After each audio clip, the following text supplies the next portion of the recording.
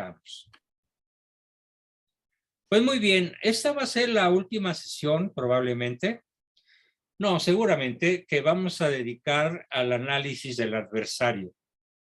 Es decir, de los fenómenos posmodernos que nos impiden el acceso formal, el acceso válido a nuestra virtud en curso, la virtud de la fe, ya sea en su vertiente racional, a la que llega la inteligencia humana por sí misma, o en su vertiente sobrenatural, a la que llegamos como un don divino, sobrenatural y por la gracia de Dios.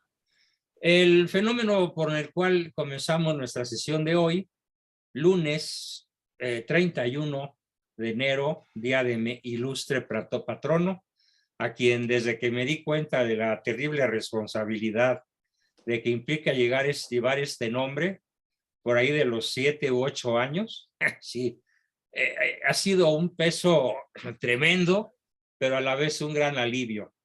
Un gran alivio porque desde muy niño conocí a qué me iba yo a dedicar justamente a esta edad.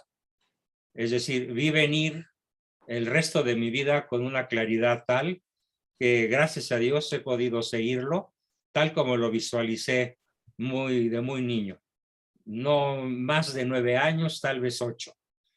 Bien, que es el parecerme lo más posible o hacer lo mejor posible lo que hacía mi ilustre tocayo, que de la gloria del Señor goza, y que es difundir o proclamar la buena nueva y encarar al adversario y denunciar, que es el verdadero significado de lo que somos por el bautismo, profetas. ¿Sí?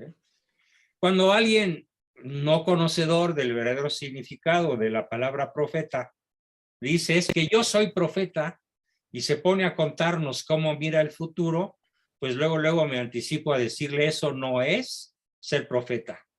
Eso es una fantasía delirante y más te vale atenerte a los verdaderos profetas. ¿Sí? Entendido en los buenos términos, entonces, al anunciar el evangelio y al denunciar al enemigo, es como podemos asumir y presumir hasta cierto punto el ser profetas, pero no en el sentido de predecir o anunciar el futuro, sino de anunciar la salvación a todos los hombres y denunciar al maligno donde quiera que éste se encuentre. Y bueno, pues hoy toca un tema verdaderamente apasionante en términos de denuncia. Y es el problemísima que tenemos los católicos de la infiltración. He preparado un escrito, un poquito largo tal vez, nos va a llevar a lo mejor unos 20 minutos o 30, no lo sé, pero vale la pena leerlo y explicarlo en toda su trágica dimensión. Y así se llama simplemente infiltración en la iglesia. Vamos a ver de qué se trata porque nos puede estar afectando sin que lo sabemos hoy en día con un mal cura en nuestra parroquia, con un mal confesor al que le tenemos confianza, con un predicador muy famoso, que puede ser incluso un cardenal con millones de seguidores, o que puede ser algún ideólogo, algún intelectual, algún columnista en algún diario, o incluso, ojo, el boletín de la arquidiócesis X en cualquier lugar de la tierra y desde luego en México. A mí me ha tocado combatir ferozmente declaraciones firmadas por obispos primados de México y por obispos de diferentes partes de la República, y les puedo decir que mi padre consagró cuando menos los últimos 30 años de su vida a solo un objetivo: denunciar a los falsos profetas, como Gloria Riestra, Erce Garamendi, el obispón rojo Sergio Méndez Arceo, el padre Solalinde, la lista es larguísima. Todos ellos infiltrados. Comienzo entonces mi artículo que preparé para esta sesión con el nombre de un famosísimo cardenal masón norteamericano que oficiaba, ¿dónde creen? En la Catedral de San Patricio. en el corazón de Nueva York, en el corazón de de Manhattan, junto a las principales logias masónicas del planeta, despachaba, ya se murió, un cardenal de origen irlandés, John Joseph O'Connor, Juan José O'Connor, con dos de sus compañeros de logia, ¿sí? Y que finalmente fueron descubiertos por San Juan Pablo I, y ya se disponía a excomulgarlos cuando San Juan Pablo I fue asesinado por masones encubiertos.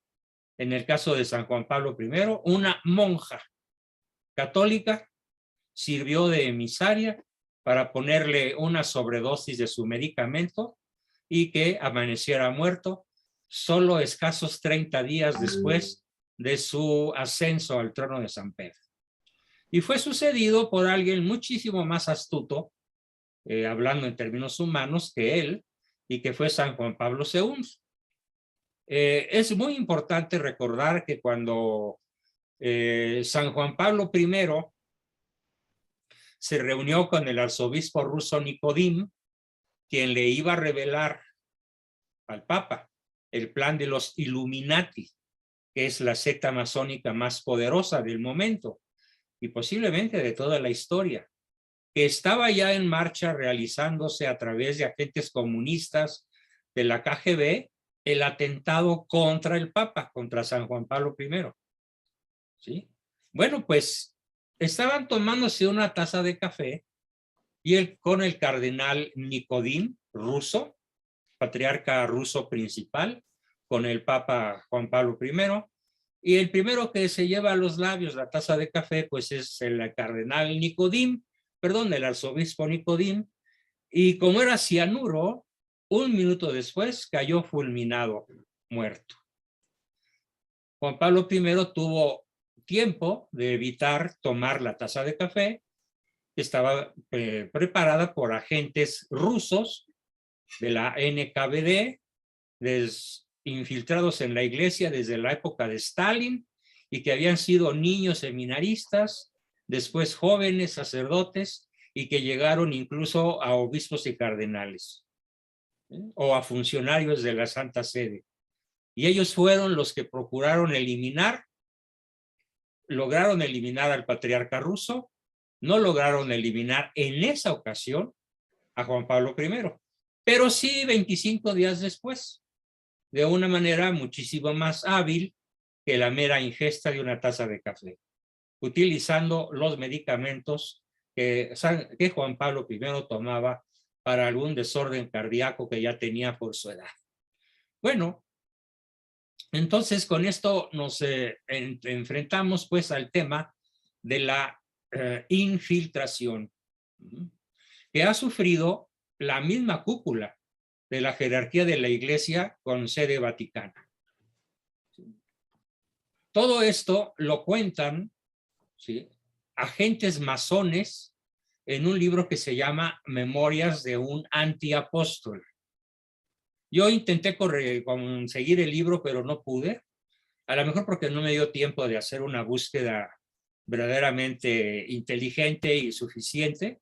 Ricardo, si me echas la mano, por favor. El libro se llama Memorias de un antiapóstol, del agente ruso comunista identificado con el número AA1025, que revela las instrucciones dadas a los agentes de la KGB para infiltrar a la Iglesia Católica con la finalidad de asesinar al pontífice, aparte de otras muchísimas cosas.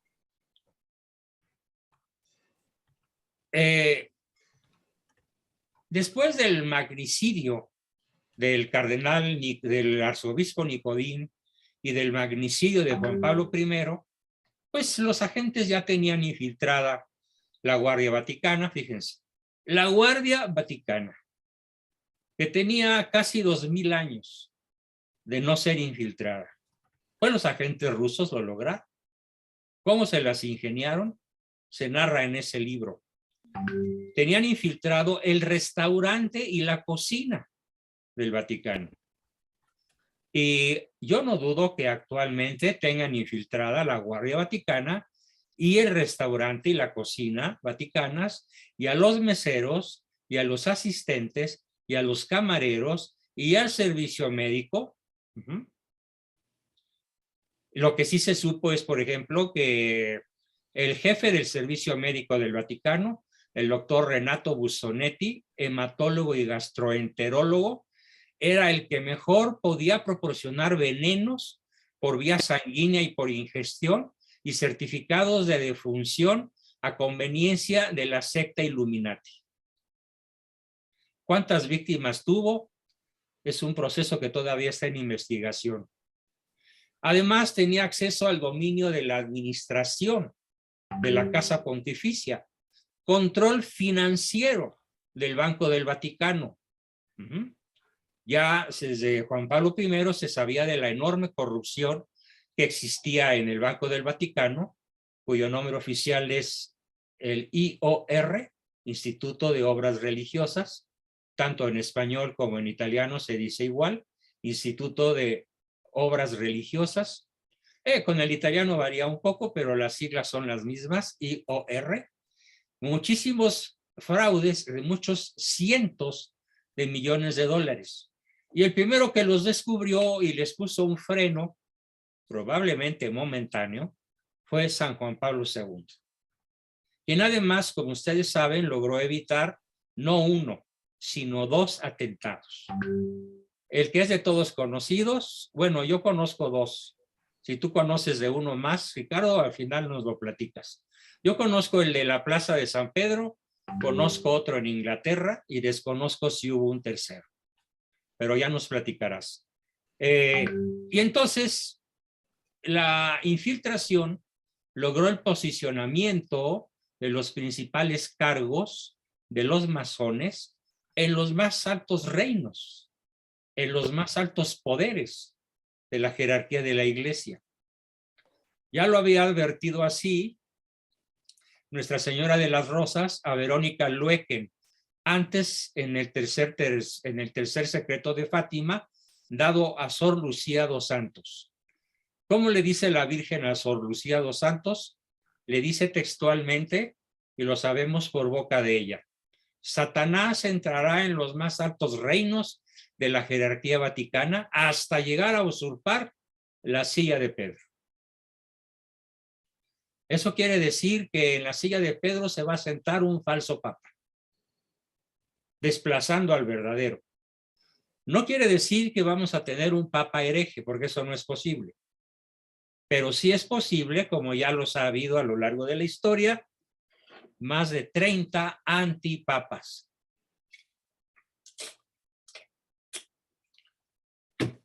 En un libro formidable que les recomiendo y que me gustaría que adquiriesen en formato virtual, porque el formato físico está agotado, escrito por mi señor padre, se llama El Papa nunca ha sido ni será hereje.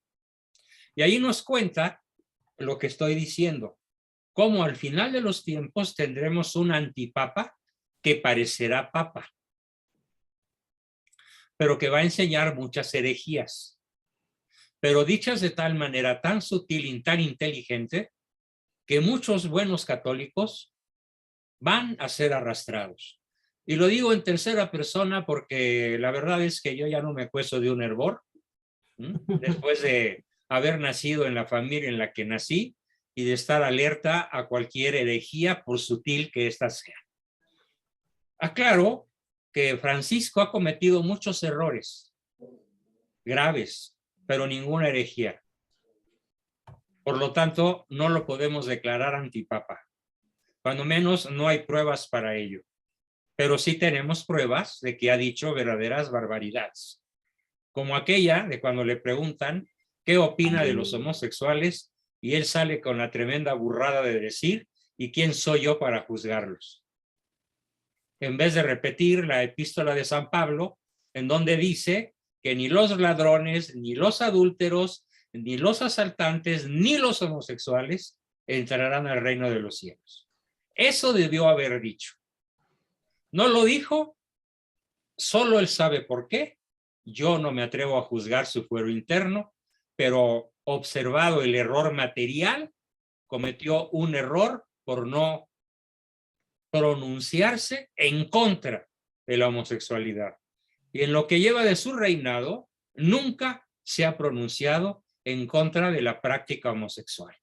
Ha procurado eludirla, los motivos no lo sé, de manera concreta y específica. Pero eso sí, disculpe, sí lo ha hecho, sí lo ha hecho. Después le mando, voy a buscar la información por internet y se la mando al grupo. ¿Sí, sí lo ha condenado? Sí, ¿cómo no?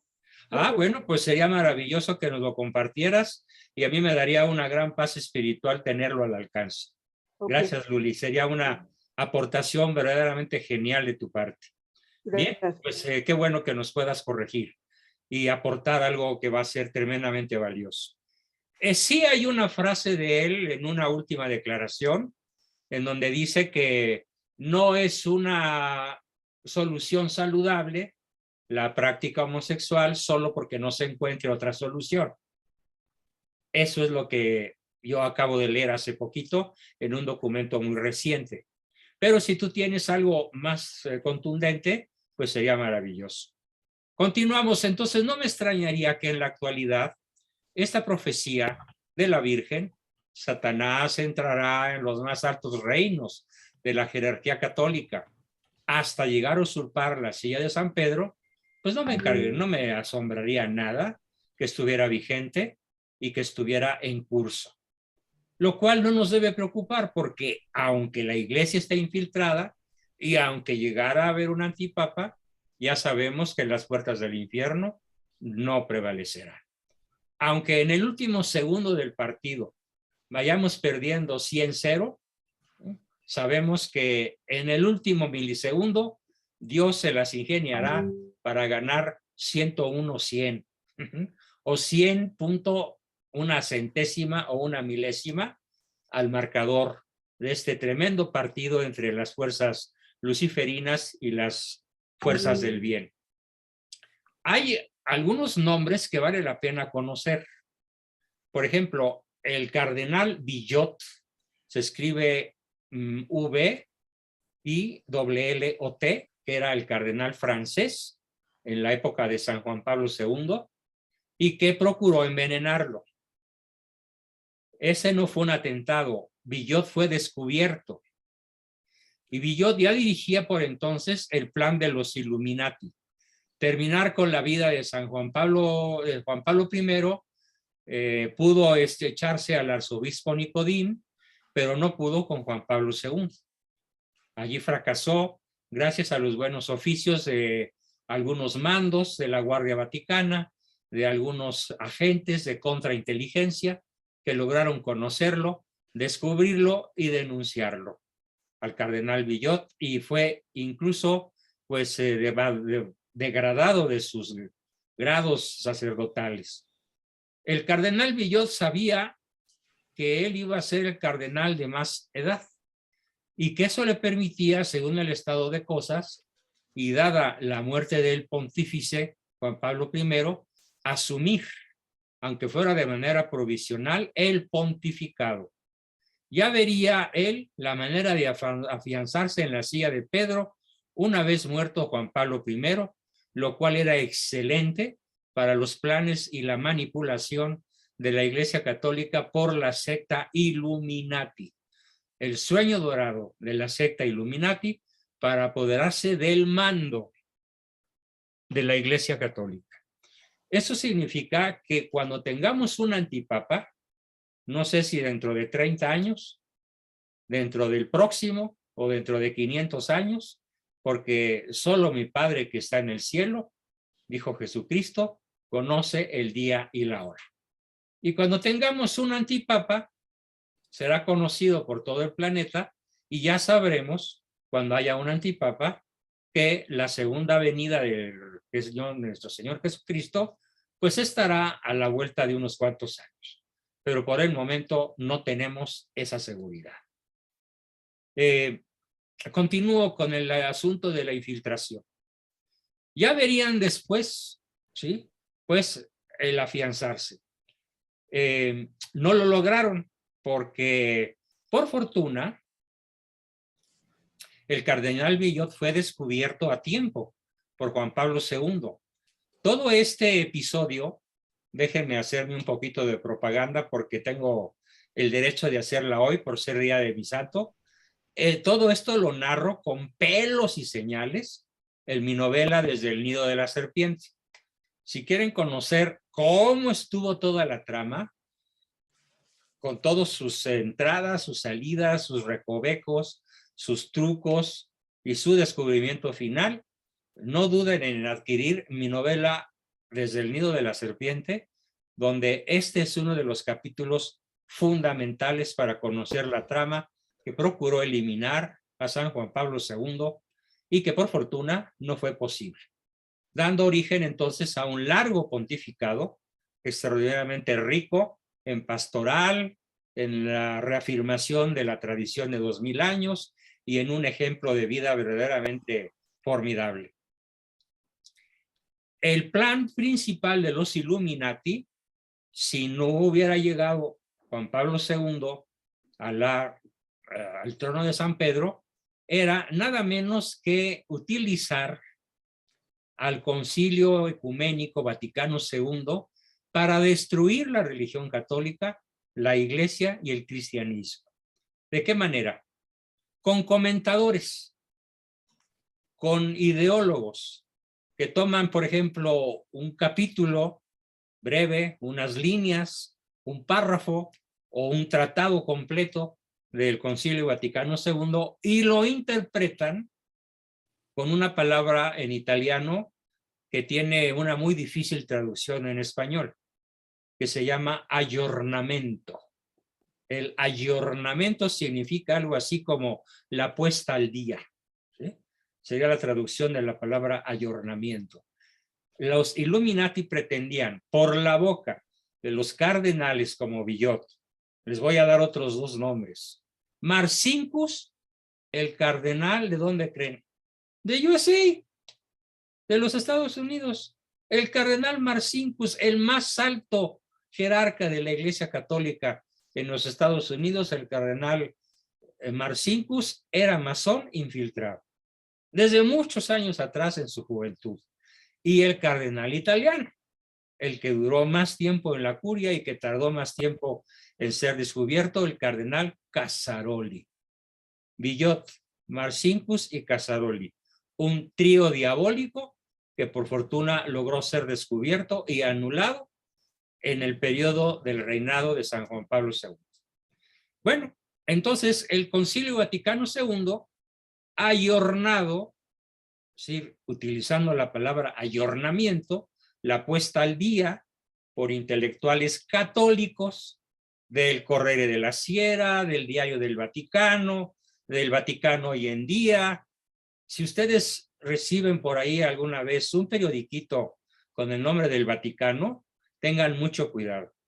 Lo más probable es que no sea un diario oficial que reciba el visto bueno de la Curia Vaticana. Hay muchos infiltrados que están enviando mucha información falsa con correos, con páginas web, con sitios en internet para despistar y son infiltrados, que obviamente aprendieron la lección de cómo terminaron mal sus días. Villot, Marcinkus y Casaroli terminaron muy mal sus días, afortunadamente, para el salvamento de la Iglesia Católica, y aprendieron que hay que hacerlo de modo más sutil, más inteligente, más intelectual, más subrepticio, más astuto, diría yo. Así que tengan mucho cuidado con eso. Tal como lo habían planteado los Illuminati, mediante la masonería eclesiástica, ojo, la masonería eclesiástica tiene hoy en su poder, cuando menos, a la tercera parte de los electores cardenales del colegio cardenalicio. Cifras conservadoras que podrían ser más elevadas, ¿sí? Entonces, la complicidad de los cardenales Villot, Marcinkus y Casaroli ya estaba dirigida para terminar, pues, como les he dicho, con el apoderamiento de la Iglesia Católica. tal como se había planeado mediante la masonería eclesiástica y los agentes comunistas, de tal parte que su plan les permitía llegar a bloquear las protestas y la influencia de la Iglesia Católica desde su máxima cabeza visible en la tierra contra el comunismo. Acción ya avanzada con la traición. Bueno, aquí es falso. El Papa el Papa Juan XXIII no traicionó al magisterio tradicional de la Iglesia. Parece que lo traicionó, pero eso es en boca de los Illuminati. Los Illuminati han llevado agua a su milpita, haciéndonos creer que Juan XXIII fue un antipapa. No, no fue un antipapa. Fue un papa como cualquiera otro, que cometió sus errores y sus aciertos en términos humanos, pero que nunca traicionó y nunca fue un papa hereje, y de esto se encarga mi padre de demostrarlo con plena claridad en el libro de Marras que ya les comenté. El papa nunca ha sido ni será hereje. Por fortuna, mi padre fue contemporáneo de Juan XXIII y tuvo tiempo de sobra de analizar todos los escritos y todos los documentos del Vaticano II y demostrar que nunca se dio una traición formal, sino ciertos pasajes escritos por la masonería eclesiástica que tienen la cualidad de la ambigüedad, ¿sí?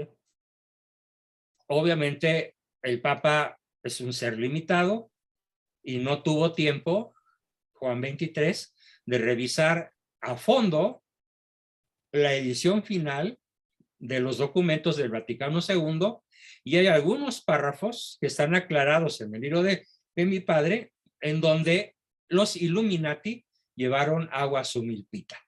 Conste, estamos hablando del fenómeno de la infiltración. Así que cuando les digan que a partir del Vaticano II la iglesia dejó de ser iglesia y la sede está vacante, les están mintiendo. ¿Quiénes? Los propios Illuminati. Los propios Illuminati nos hacen creer que esta iglesia ya no es iglesia, cuando en realidad, como nunca, ha sido profundamente iglesia. Y eso a pesar de los errores que hayan podido cometer los papas desde el Concilio II hasta la fecha, pero aclarando que ninguno ha cometido herejías. ¿Qué es una herejía? Una herejía es una declaración formal ex cátedra contra la tradición milenaria y contra los dogmas anteriormente declarados. A lo largo de la historia de la Iglesia, les tengo la noticia, ningún papa ha sido jamás hereje. ¿Quiénes han dicho herejías? Principalmente los antipapas. Aquellos que, pareciendo papas, no lo son en función de que por alguna razón de carácter legal, de carácter eclesiástico de alto nivel, no accedieron derechamente, legalmente, a la cátedra de San Pedro. Bien, estos agentes comunistas han sido muy partidarios de seguir una política de apaciguamiento con el Tratado Vaticano-Moscú, y los magnicidios cesaron. Ya no ha habido ningún intento de magnicidio, y desde luego Rusia cambió su política con la Iglesia Católica a partir de Gorbachov, que es el gran autor de la perestroika o de la glasnost, que también se llama, que marca un periodo de apaciguamiento y hasta de buenas relaciones entre Moscú y la Santa Sede. De no haber sido por un personaje tan providencial como Gorbachov, probablemente hoy estaríamos contando una historia diferente. Pero ya son décadas. Ya estamos hablando del año 1987, si mal no recuerdo, que es cuando se da ese milagro de la perestroika entre Rusia y el Vaticano. Así que, bueno, yo utilizo un nombre que tiene centenares de años de haber sido pronunciado, Este nombre es Maitreya, con Y al final, Maitreya. Mi personaje Maitreya es el personaje central de mi novela del Nido de la Serpiente. Él es el profeta de Satanás. No es el anticristo, porque el nombre del anticristo, que también aparece en mi novela, es Anomos. Es su nombre de pila, Anomos, con acento en la A, que significa el hombre sin ley. Anomos, A alfa privativa, del griego a, cuando en una palabra castellana o griega se utiliza la a, acéfalo, acronimia, antítesis, la a siempre implica que el resto de la palabra está negada. Entonces, acéfalo sin cabeza, ¿sí?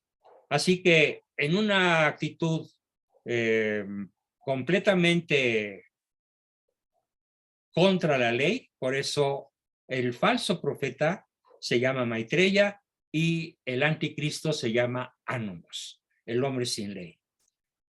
Pero será un falso papa, que muchos anticristianos, muchos anticatólicos dijeron que es Benedicto XVI, falso.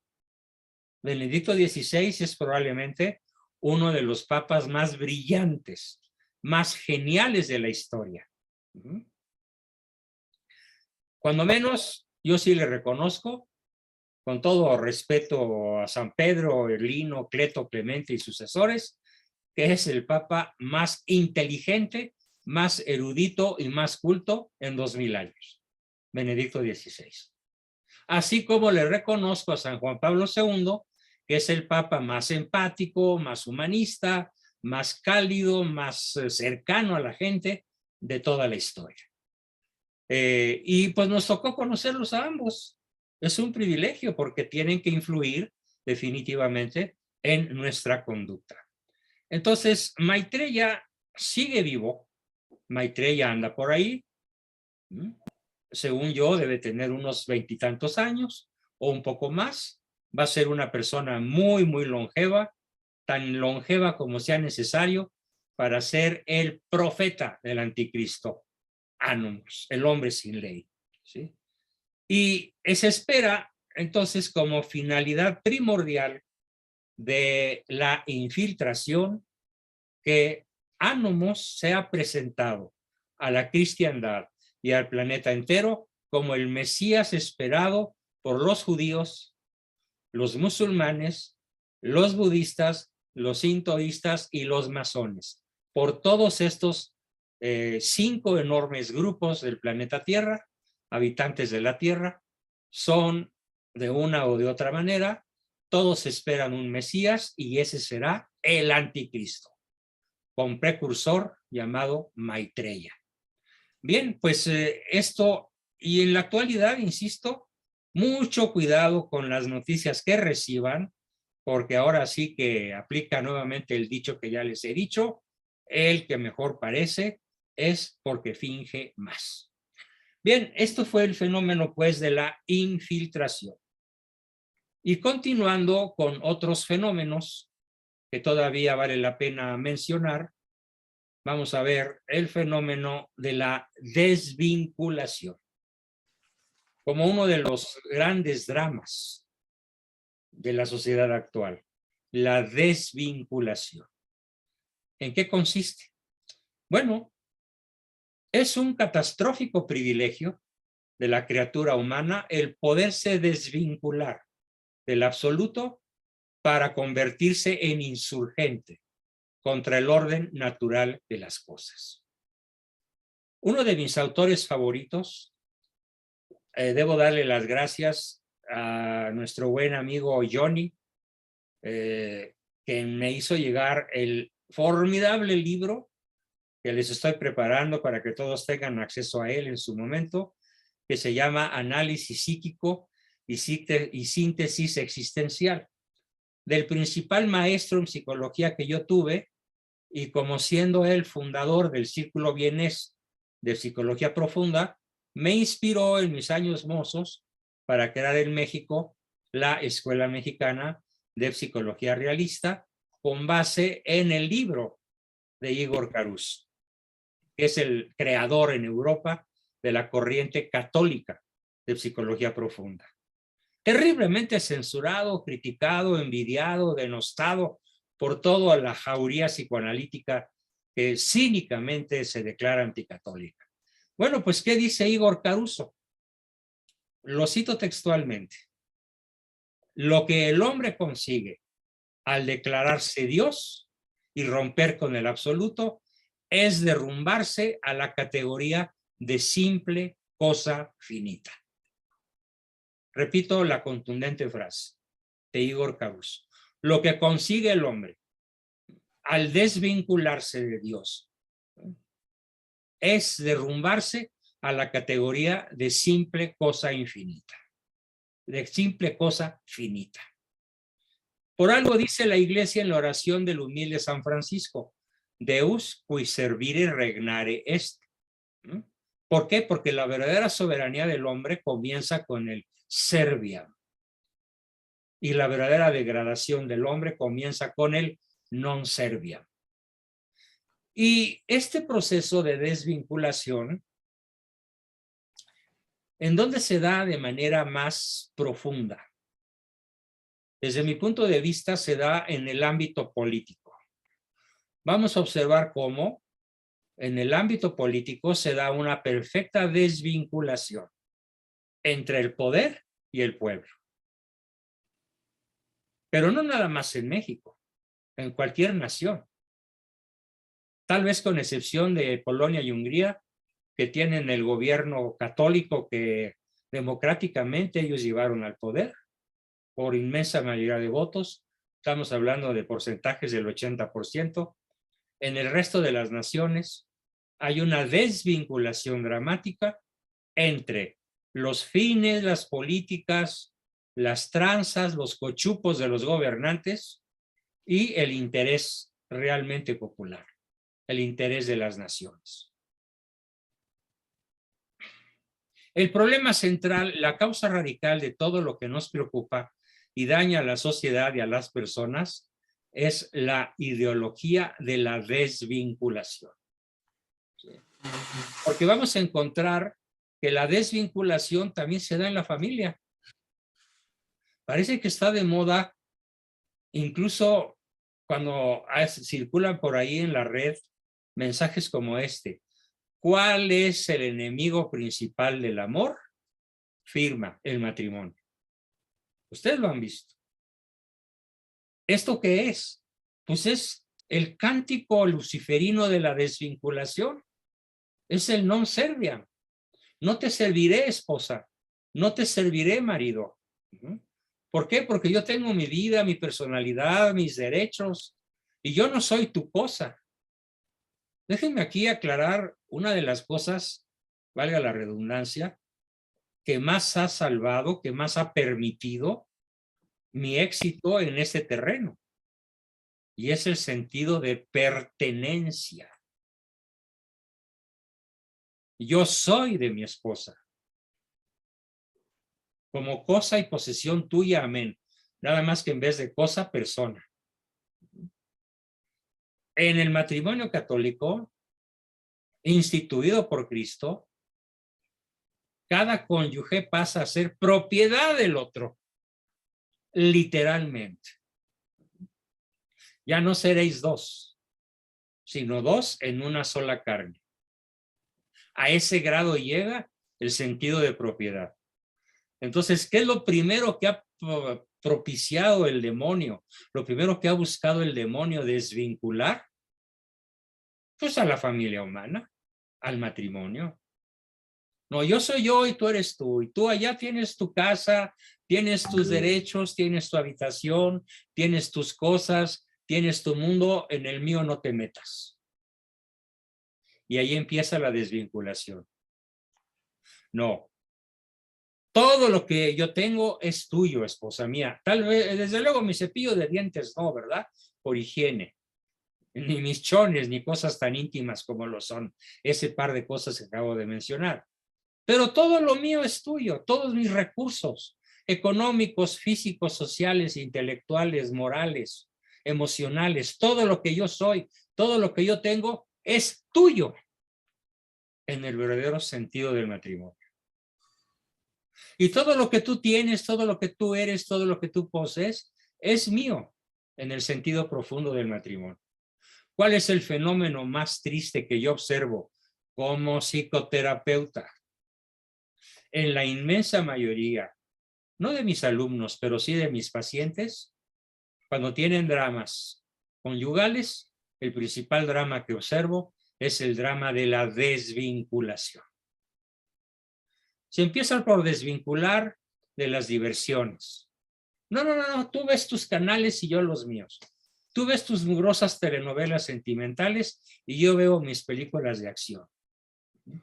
Tú vete con tu mamá cada 15 días y yo me voy con la mía cada 15 días y a ver si cada 8 días o cada mes podemos coincidir tú y yo, si es que no se nos atraviesan asuntos de tu familia o de mi trabajo. En el calendario de actividades empieza la desvinculación. En lugar de vamos a ver a tu mami, vamos a ver a tus papás, ven a ver a los míos. ¿Por qué? Porque somos un universo familiar vinculado por los lazos del amor, indisoluble, que es el matrimonio. Y luego, peor todavía, en el avance del proceso de desvinculación. No, son tus hijos, ¿sí? Cuando se portan mal. Y cuando se portan bien, son mis hijos. Sobre todo si coinciden con el sexo, ¿no? Mis hijos varones, tus hijas mujeres. ¿Sí? Entonces, esto fue el problema de la desvinculación. Vamos a buscar entonces nexos, revincularnos, volvernos a vincular con el absoluto Dios a través de la gracia. Y aquí me atrevo a citar una de las frases principales de mi tocayo San Juan Bosco. Recomienda en su primer libro, porque su libro de 1000 frases de San Juan Bosco, viene el primer capítulo dedicado a la alegría. Y en el capítulo dedicado a la alegría dice que la mejor manera de estar alegre siempre es la certeza de vivir en gracia. Bueno, pues entonces con la certeza de vivir en gracia, revinculémonos con nuestro Creador, porque es la única y mejor manera de vivir siempre alegres. Y la alegría es la mejor fuente de endorfinas y además es el principal estado de ánimo de las personas que han cursado la vida con olor de santidad. El estado de ánimo por excelencia de una persona virtuosa es la alegría. También lo afirma mi santo tocayo. Así que vinculémonos pues para lograr ese premio, ese valor agregado que es el de vivir con una enorme alegría cotidianamente. Otro fenómeno tremendamente importante de comentar es la desmoralización. Échense una ojeada a su alrededor y vean cuántas personas de cada 10 están desmoralizadas. No, pues ya para qué. No, pues ya nos cargó la tía de las muchachas. No, pues ya el malo se salió con la suya. No, pues ya todo está, leía yo algo que mandó alguien que decía, todo está muy mal. O algo anda mal cuando, y sí, algo anda mal cuando. Pero déjenme decirles que no nos desmoralicemos por una razón filosófica que también nos va a dar mi santo tocayo. No sé en qué parte, pero seguramente en ese libro que compartieron lo pueden encontrar. Dice que el mal siempre es inferior al bien, invariablemente. Lo dice de una manera muy bella. El mal es el parásito del bien. Y nos pone un ejemplo. ¿Qué se necesita para que un gusano esté en el interior de una manzana? Pues muy simple. Se necesita que haya manzana, porque si no hay manzana no hay gusano que se la pueda comer. Imagínense entonces que un día el gusano se acaba toda la manzana. ¿Qué sigue? Pues la extinción del gusano. Entonces, para que haya gusano, se necesita que invariablemente la parte comestible sea mayor que el gusano mismo. Lo mismo ocurre con el mal y el bien. ¿Qué se necesita para que haya un parásito del bien? Pues que el bien sea mayor a el bien. Un ejemplo personal. Yo no podría tener la neuritis que todavía me acompaña, si bien debo reconocer, y es una buena noticia que quiero compartirles, que en los últimos 15 días se ha disminuido el dolor de 80 o 90 a 10 o 20, ya voy de gane, ya estoy a punto de cartar victoria. Ese dolor no podría existir si yo no estuviera vivo. Ese dolor no podría existir si yo no tuviera axila, pectorales, pecho, espalda y brazo. Puesto que tengo todo lo que dije, el dolor se da como un parásito de esa parte de mi cuerpo. Pero invariablemente, el desmoralizado piensa indebida, incorrecta y poco realistamente que algo está tan mal que el mal es mayor que el bien. No. Invariablemente, el mal será mucho menor que el bien. Y lo que incluso una persona en el peor estado de indigencia tiene, si lo sabe valorar, cuando menos es su vida.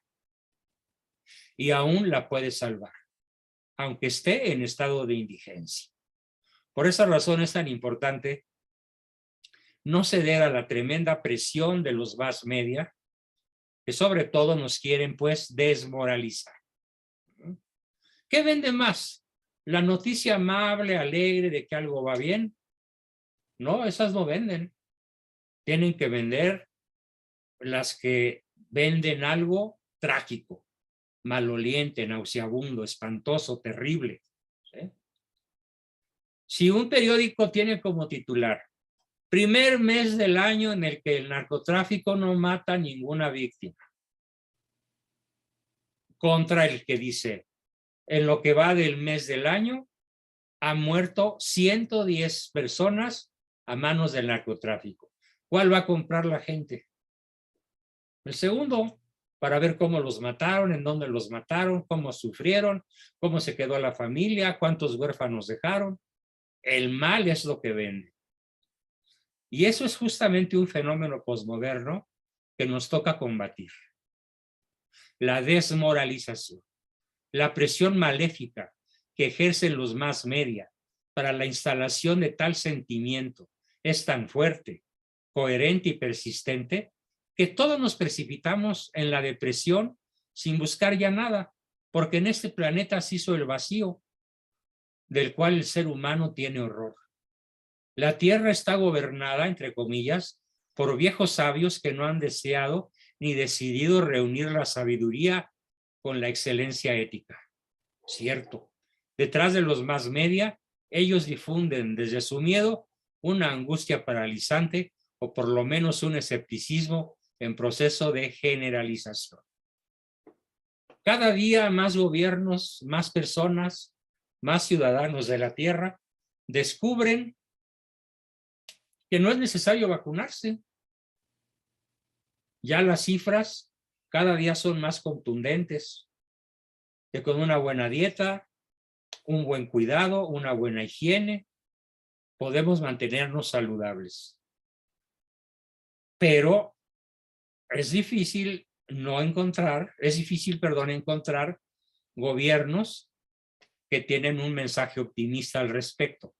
La gran mayoría de los mass media procuran desmoralizarnos. Y finalmente el escepticismo triunfa. Cuando nos dice ya no hay nada en qué creer, nadie en quien confiar. Por supuesto que tenemos en quien creer y por supuesto que tenemos en quien confiar. Opongámonos pues radicalmente a este fenómeno posmoderno que es la desmoralización. Y probablemente me dé tiempo para mencionar un último mensaje, un último fenómeno posmoderno que se llama desvertebración. ¿En qué consiste? el fenómeno de la desvertebración. El hombre, fruto de la naturaleza y de la cultura, se ha desvertebrado, es decir, se ha perdido la certeza de que todos los habitantes del planeta Tierra somos idénticos en lo esencial. Y todos, sin excepción, tenemos el mismo último fin: el conocimiento y la posesión de Dios, como Él nos conoce y nos posee, y el conocimiento y la posesión física de la creación entera. Es el último fin de la raza humana. Y esto, en gran medida, se ha perdido por la acción de los más media. Recuperemos, pues, nuestro concepto de somos vertebrados, pero no solo en el sentido de tener un sistema vertebral que nos mantiene erguidos y de pie, sino que paradójicamente, ¿sí?, lo que nos une es una columna vertebral que se llama conciencia del último fin. En la medida en la cual rescatemos para nosotros y los que amamos la conciencia del último fin, estaremos vertebrados y dirigidos en línea recta, vertical, hacia nuestro último fin. Por eso le decía yo a nuestro buen amigo Mario Limón, el gran error, el terrible error del budismo, que es una filosofía horizontalista que se olvidó de que fuimos creados para la vida eterna, para el infinito. Y aunque existan culturas, lenguas, religiones, sistemas de derecho, costumbres, arte, historia, en realidad distintas, en el fondo nos diferenciamos muy poco, excepto cuando nos desvencijamos desvertebrados y comenzamos a despedir el insoportable error de la corrupción, pestilencia propia de un molusco informe que se pudre. Si perdemos de vista el fin último para el cual fuimos creados, estaremos como un molusco que se pudre y que además es un animalito desvertebrado. Nació sin vértebras. Evitemos, pues, parecernos a ese molusco que se pudre y que apesta y no a ámbar. ¿Sí? Bueno, pues con eso terminamos nuestra exposición del día de hoy y comenzamos, como siempre, las preguntas, comentarios, aportaciones, dudas, etc. Adelante, ¿quién quiere comenzar? Alejandro Familiar, adelante. ¿Qué tal? Buenas noches a todos. Se me hizo muy interesante el arranque de la plática antes de la sesión formal y especialmente quería comentarles, tal vez Ricardo, tú que conoces tanto de religiones, últimamente me he topado con una corriente de pensamiento bastante nutrida. De hecho, tengo varios documentos, por si quisiera alguien que se los pudiéramos enviar, en donde se habla que el Islam básicamente es un constructo totalmente falso.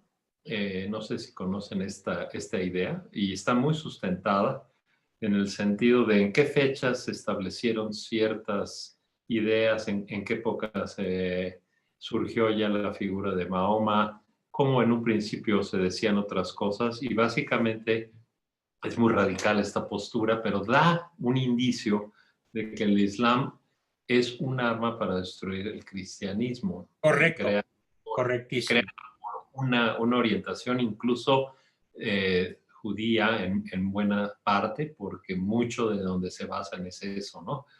Y hay una infinidad de cosas interesantísimas, desde cómo era la pintura figurativa antes, de cómo no se les conocía como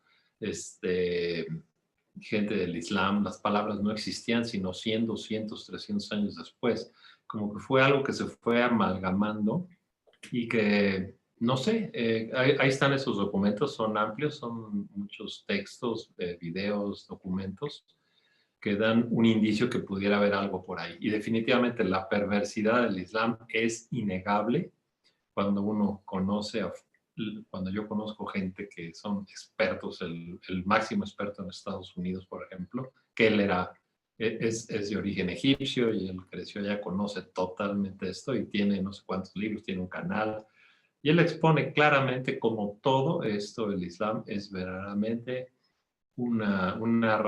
arma demoledora, maligna, y tiene infinidad de aberraciones que van en contra de las personas, ¿no? Ujú. A ver, comento rapidísimo, nada más. Sobre Mira, este punto, Ricardo. exactamente, nada más de este punto. Y lo comento muy rápido. Mira, espiritualmente hablando, el Islam literalmente fue una creación de Satanás. Ha habido a lo largo de la historia personas que Dios llama, pero que por algún momento, por algún motivo se pierden.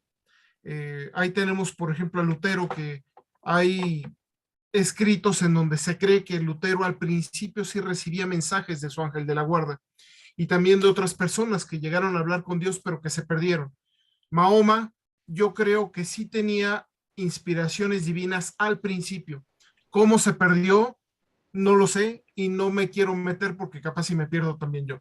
El detalle es que todo lo que lees de Mahoma es la obra de un bandido militar con gran éxito, así literalmente. Lo bueno que tiene el Corán, porque sí tiene algunas cosas muy bellas, fue sacado de libros de oración de cristianismos, de los cristianos nestorianos, que por cierto eran herejes, pero cristianos a fin de cuentas. Su mismo tío era obispo nestoriano, como dato. De que fue influido por el judaísmo, yo diría que por el sionismo, no por el judaísmo, porque Mahoma y los musulmanes masacraron a enormes poblaciones judías que vivían en la península, en la península de Arabia Saudita. Entonces, hay que recordar que el sionismo y el judaísmo sí tienen la misma raza, pero son totalmente distintos.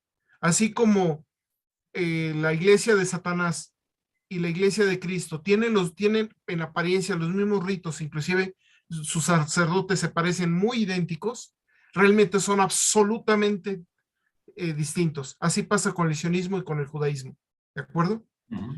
Entonces, de que fue un constructo, no sé, ahí sí ya no lo sé. Lo que ahorita sí está pasando, y eso lo pueden ver inclusive en Al Jazeera y en lugares así, es que está habiendo una conversión enorme de musulmanes al cristianismo. Se ha acelerado del 2010 del 2000 al presente, se ha ido acelerando y los últimos años se están convirtiendo 50 o 100 mil musulmanes al año, a distintas ramas del cristianismo. Y eso es algo que allá alarmó a los musulmanes. Ahorita hay pena de muerte para todo musulmán que se convierta al cristianismo, y podemos ver escenas en Egipto, su lugar supuestamente más tranquilo, en donde las muertes son bajo tortura. Entonces, digo, sí hay cosas que no he leído, pero bueno, Mahoma al principio no, pero ya cuando empezó con todo esto, se convirtió en un pervertido sexual de lo peor. Literalmente tuvo relaciones con hombres, mujeres, niños, niñas, inclusive hasta de edades de 5 años. Correcto. Uh-huh. Entonces, y por cierto, se le pasa a muchos que estuvieron cerca de Dios y que cayeron a lo más bajo. Y estoy hablando inclusive de sacerdotes y de gente así que estuvo muy cerca de Dios y que por algún motivo se separó de él, caen bajísimo. Ahí cierro mi comentario porque puedo seguir hablando ahora si no se... No, muy bien, Ricardo. A ver, tenemos a la manita levantada de Jorge Alberto Novoa y luego de Hugo y Carla. Jorge Alberto. Sí, en cuanto a lo que tú comentas de la desvinculación, pues la mejor arma para desvincular es el miedo, ¿no? Bueno, formidable, sí. El miedo te aísla. No te me acerques. No, sí. No, hazte para allá. Sí. Y viene la ruptura del vínculo, ¿no? Así es. Muy buena tu observación. Sí, y la otra desvinculación es el no recordar que el centro de nuestra vida es Jesús, ¿no? Claro, como lo dije, nos han desvinculado del absoluto pero hablando en términos cristianos, pues nos han desvinculado de nuestro Redentor, de Jesús, ¿sí? Específicamente. Muy buena tu observación, magnífico. Hugo y Carla, por favor. Hola, doctor, y felicidades. Felicidades, Gracias, doctor. Dios lo Carlita, bendiga. buenas Ay, noches. yo quería comentar sobre el budismo y bueno, y presumir que yo tengo el libro del padre Hayton y pues sí quería comentar que no, el budismo está aquí, desmonta todos los mitos, ni es pacífico, ni amor, ni nada. O sea, hay unas cosas terribles que se narran aquí, vistas por el padre Hayton, porque él estuvo en el Tíbet. O sea, ponen al gurú como casi Dios y lo puede matar, maltratar, violar, hacerle todo lo que quiera al alumno y el alumno no le puede decir nada porque él es el maestro. O sea, es una idolatría hacia el lama y los como le llaman ellos. Y además de que dice él que te lleva, o sea, que es una contradicción el budismo, ni siquiera se ha comprobado la historicidad de la existencia de Buda. No, es una serie de mitos los que se nos han traído a Occidente y yo no entiendo cómo gente cae en todo eso y todos estos Dalai Lamas y todos esos muchos son depravados sexuales que han abusado de infinidad de gente en Estados Unidos, en Inglaterra, en sus centros que andan ahí fundando. Y el padre Hayton es muy, muy determinante. Dice que el yoga es una mentira y que sea ni como gimnasia. O sea, el origen de esto es satánico y diabólico. ¿Puedes mandar al chat, Carlita, el título del libro, por favor? Sí, ¿Puedes poner en las varios? tibetanas, y ahí se los pongo. Sí. Mándanos a varios el título y el nombre del autor para que lo adquiramos la mayor parte de los que puedan. Usted que, Doc, que viene una advertencia del padre que dice que si uno es un buen católico, no recomienda que leamos los últimos capítulos porque es horroroso lo que hacen. Entonces, pues yo creo que yo no me los voy a leer porque yo sí soy muy así de que me... Yo te recomiendo que lo leas y que consultes conmigo o con el grupo tus dudas y tus miedos. No te dejes. De hecho, el padre Juan, Federico Juan Hayton, doctor, es mentor, maestro del padre Javier Olivera Rabasi. Mira nada más. Entonces es amigo y mentor del Son muy amigos ellos, ajá. Sí, de hecho su libro fue presentado en España por el doctor Bárcena. Otro tipazo, otro de mis grandes maestros, sí. No, pues qué bueno, entonces ya quedamos, Carlita. Nos haces el favor de proporcionarlos, ¿sí? Muy bien. Se los comparto. Jazmín, por favor, adelante, Jazmín. Sí, agregando un poquito a lo que Carla y Hugo comentan, en una ocasión yo ya les había comentado de un testimonio de un sacerdote francés, bueno, ahora es sacerdote, muy involucrado en el yoga. Se los voy a volver a compartir. Jean-Marie, no me acuerdo, pero yo se los voy a compartir para que entendamos la infestación que él vivió entre más se estuvo en el yoga y en el hinduismo.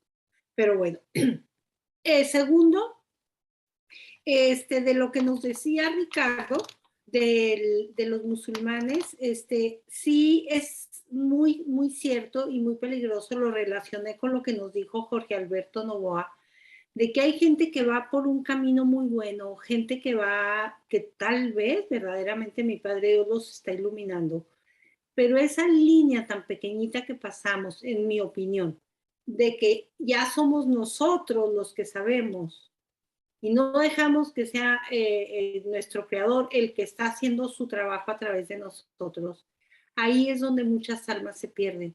Y mucha gente que verdaderamente iba a ser un santo o iba a ser alguien que iba a hacer grandes cosas, terminan siendo alguien como Mahoma.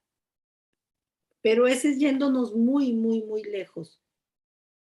Ahorita, perdón, ando brincando de un tema a otro, pero lo que a mí me llamó mucho la atención, doctor, aplicando a nuestra vida actual, en lo que usted nos decía de la desvinculación. Ajá. Sí, es una línea muy frágil la que tenemos que tener muy conscientes de lo que entre que es la honestidad Porque hay gente que te dice, es que yo estoy siendo honesto, yo no puedo con esto y yo no hago esto. Igual tantos matrimonios que vemos. Eso no es honestidad. Exacto. Pero la gente lo disfraza de honestidad. A mí me ha tocado debatir bastante con ese tema. De que con eso de que ahora todo es muy claro, es que yo necesito salir con mis amigas, o sea, yo necesito mi tiempo de chicas y mi esposo su tiempo de chicos. Y ahí es donde vienen las tentaciones del demonio, punto. ¿Y la desvinculación? Claro. Ahí está, pero está muy disfrazado en los temas actuales, que cuánta gente no oímos de que es que yo necesito mi tiempo de chicas, de mujeres, y ellos también, es que él necesita su tiempo. No, I'm sorry, con excuse me, les digo, es familia, pareja. Entonces, eso es que hay que tener mucho tiempo, Dios nos dé discernimiento en nuestro caminar, en nuestro acompañamiento con la gente que estamos trabajando, con los que amamos, de que hay líneas ahorita muy disfrazadas que la gente está pasando, que lo confunden con honestidad, con yo así soy, yo me respeto, me amo, ámame como soy. ¿Sabes cómo le llamo a eso? Ajá. Cinismo y desfachatez. Correcto, yo estoy de acuerdo con ustedes. Tienen el cinismo y la desfachatez de incurrir en declaraciones contrarias a la esencia del vínculo sacramental llamado matrimonio. Exacto, entonces ahí esa es una de las grandes luchas que en lo personal veo todos los días y tristemente se agrava. No sé, o sea, de verdad que no quiero ser alarmista, ni como usted nos ha recomendado que tengamos mucho cuidado con todos esos medios que hay ahora que nos dan tanta información, que a veces se nos vuelve una carga en nuestras espaldas. Y a veces no es información, sino desinformación. Desinformación, y nos confunden y nos hacen hasta perder el sueño. Ese es mi comentario. Magnífica aportación, ya es muy Claro. bien. ¿Quién más quiere participar? Todavía tenemos un ratillo. Adelante, tenemos la manita levantada de Alejandro nuevamente. Sí, Alex, ¿qué onda? Perdón, se me estaba pasando un punto importantísimo. Tal vez, nomás quiero decir el nombre rápido, por si alguien que lo haya escuchado se los voy a decir. ¿Saben de alguien que se llama Taylor Marshall? El doctor Taylor Marshall. No, yo no lo conozco. Pues va a ser central en lo que estabas exponiendo, creo, vamos, porque él tiene un libro que se llama Infiltration, Sí. Infiltración. Él es un youtuber, digamos, un emitor de diario, sale casi. Es una persona muy seria. Él había sido antiguamente protestante, creo que fue pastor evangélico, convertido al catolicismo al 1000. Y él tiene un libro que se llama Infiltración, y creo que ahí se develan muchísimas cosas porque es una persona súper culta. Entonces les voy a enviar el dato del doctor Taylor Mientras Marshall. no incurra en sedevacantismo, está excelente. No lo sé, no lo he leído, pero vale la pena que sepamos de él y creo que también se pueden ver sus videos y tienen traducciones al español. No, de hecho en su libro Infiltración, él aclara que no es ni sedevacantista ni papota. Magnífico, muy bien. Sí, ese es muy serio, se lo recomiendo mucho. Gracias, Yanita, excelente. Qué bueno, me alegra mucho. Muy valiosa tu aclaración, ¿eh? Bien. Sí, el que pertenezca a la Fundación San Pío XII no tiene nada de malo, al contrario. ¿Sí? Pero, y sobre todo porque no es un sedevacantista y él mismo probablemente lo declara, ¿no? Bien, pues muchas gracias. Tenemos a Alejandra y a Humberto. Alejandra, adelante.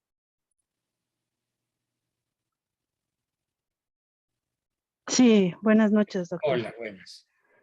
Sí, solamente quería comentar lo que se estaba diciendo al principio sobre el Papa Francisco, el Papa Francisco, cuando alguna vez dijo, y eso fue al principio de su pontificado, de que quién era él para juzgar al homosexual. Eso fue una conversación que él tuvo con varios periodistas en un avión. Cierto. Y yo veía que estaba cortado el video. No sabe cuánto trabajo me costó encontrar todo el video completo. Ah, Y es una pregunta, desafortunadamente después lo busqué y ya nunca más lo encontré, pero lo encontré completo y es una periodista que le pregunta al Papa sobre un sacerdote, no sé si eso es sobre un sacerdote o un cardenal que lo habían encontrado, bueno, tenía una vida homosexual. Y entonces el Papa dice, si él ya se arrepintió, si está en busca de Dios, ¿quién soy yo para juzgarlo? o sea que descontextualizaron totalmente sus palabras. Exactamente, No, bueno, exactamente, magistral movida exactamente. del enemigo, qué bárbaro. Y eso lo hacen mucho con él, con el Papa. Por Sí, eso es de que hecho lo siempre hay acaban que, de hacer la semana pasada. exactamente, si usted lee todo lo que escribe en el contexto, en lo que dice, tal vez no estaremos 100% de acuerdo, pero no es como lo pintan los Cierto, medios, ¿no? cierto. O sea, solamente quería hacer ese comentario. Y bueno, desafortunadamente nunca más encontré el video porque me di cuenta Pero que era te algo creo que era creemos y importante. nos iluminas el coco muchísimo, Ale, porque seguramente así fue, no tienes por qué inventar. Y Claro, lo del contexto de cómo lo tratan, cómo trata la prensa, el radio, el cine, la televisión, las declaraciones de Francisco, pues no cabe la menor duda de que la inmensa mayoría de lo que dice muy probablemente sea descontextualizado. sí, sobre todo que le preguntaron específicamente sobre ya no recuerdo si era sacerdote, obispo, cardenal, pero era alguien del clero, o sea, que le Sí, estaban preguntando sobre esa persona. Ujú. magnífico.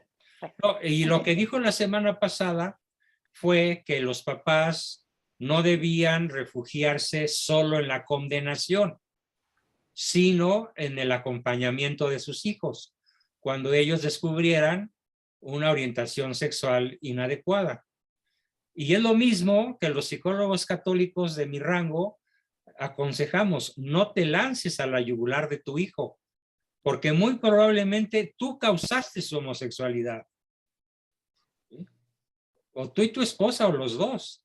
Entonces mejor conoce el drama a fondo y acompáñalos en su búsqueda de la verdad. Me ha costado un esfuerzo terrible explicarles que acompañar no es ser cómplice. Acompañar no es contemporizar. Acompañar no es minimizar. Acompañar es conocer y reconocer el problema en toda su dramática dimensión y aún así conservar el valor supremo de la empatía.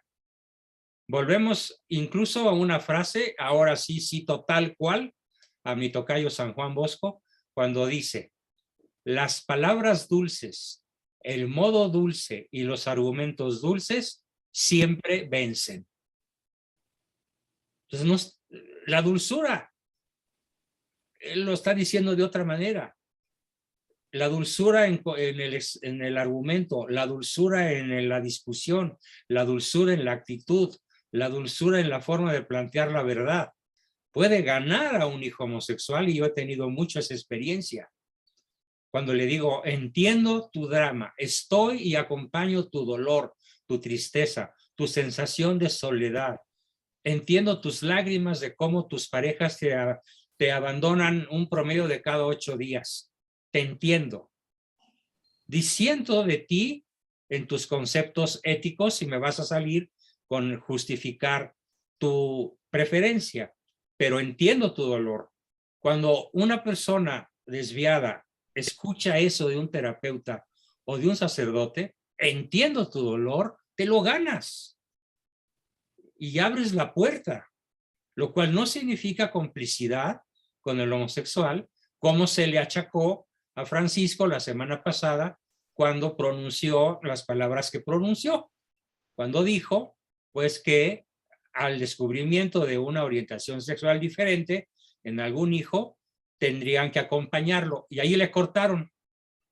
Los periodistas ya no añadieron, pero que lo acompañen sin refugiarse en la facilidad del ataque, de la descalificación, del desamor. No. Vuelve nuevamente a hablarnos pues de lo que somos, la religión del amor, ¿no? Del amor al pecador al grado de dar la vida por él y del rechazo al pecado como tal, como lo hace Jesucristo, ¿no? Pero sí estoy de acuerdo en que se la pasan alterando mucho sus palabras, aunque algunas veces sí se ha equivocado en cosas que él ha dicho, en el contexto que las ha dicho, pero obviamente pues no ha cometido ningún error ex cátedra, y mientras no cometa ningún error ex cátedra, como lo ha sido a lo largo de 2000 años, y me refiero no solo a él, me refiero a la multitud de papas que cometieron verdaderas barbaridades, como los Borgia y los de la Rovere, que no solo dijeron barbaridades, sino que las cometieron. Tuvieron amantes, uno de ellos puso una mujer de papisa mientras se fue a la guerra, ¿sí? Cosas verdaderamente terribles que narra mi padre en el libro que ya les recomendé, pero Cristo no prometió impecabilidad. Él no dijo que los papas iban a ser impecables, o sea, incapaces de pecar. Él dijo que iban a ser infalibles y solo hablando en su calidad de herederos del trono de San Pedro. Así que, como decía uno de nuestros compañeros, aunque se la pasen enseñando puros dislates, mientras no cometan declaraciones ex cátedra, no son ni antipapas, ni falsos papas, ni cometen herejía. Esto es parte de nuestra fe. Esencialmente es parte de nuestra fe. Bien, tenemos a Humberto Sarabia y a Diana Sandoval. Adelante, Humberto. Buenas noches. Hola. Don Bosco, hablando de la desvinculación. Sí. ¿Qué lectura tiene usted al respecto de que en este pontificado el progresismo o el liberalismo, no sé, como que camina desenfrenado?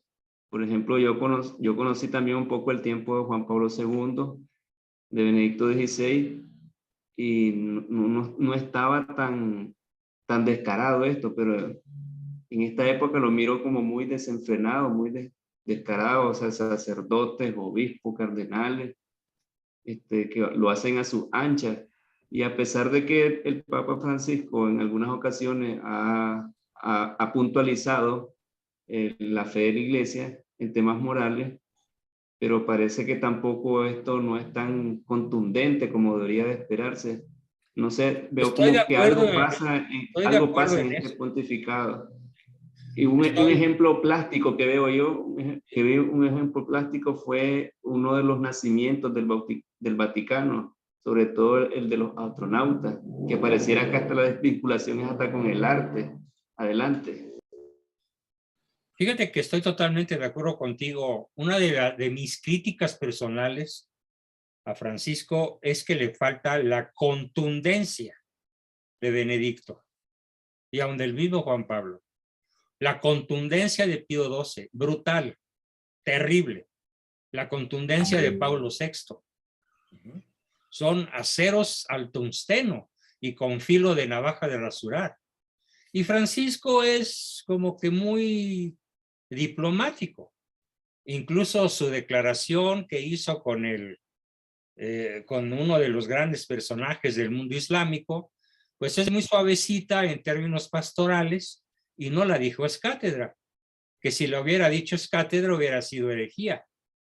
Pero buscando que el imán islámico como que se aproxime o cuando menos se abra el diálogo, para mi gusto fue demasiado amelcochado lo que dijo y con el riesgo de ser malinterpretado en el mundo católico. Eso puede ser en gran medida una de las razones por las cuales el progresismo, el iluminismo, el racionalismo y todos los sismos que no son catolicismo hoy avanzan a una velocidad desbocada. Y parece ser que los seglares somos los que estamos llamados a cerrarles el paso. Incluso los mismos papas, varios de los últimos papas lo han dicho, es la hora del soldado seglar, del que no es sacerdote, ni monje, ni ni monja, ni franciscano, ni no es nada de eso. Es un ama de casa, es un profesional de lo que sea, pero es católico. A ellos les toca, a ustedes les toca. Es la hora en la que ustedes tienen que salvar el planeta de las garras del mal. Estoy convencido de eso. De la hora de los seglares. Así que todos están invitados a ser soldados. Bien. Gracias, Humberto, por tu aportación. Tenemos a Diana Sandoval. Adelante, Dianita. Gracias. Pues sí, así como dice, es el tiempo de los que no deberíamos de, pero nos Ahí toca estamos. levantarnos. Bueno, y muchos de tus mensajes, Diana, refuerzan esta decisión que compartimos profundamente. Sí. Gracias. Sí, y bueno, yo quiero compartir una experiencia que me reconozco con muy poca preparación y todo, pero a mí me sorprendió que usted dice que no ha leído o se ha basado mucho en la Biblia. Una lectura sistemática, profesional, lenta hasta ahora.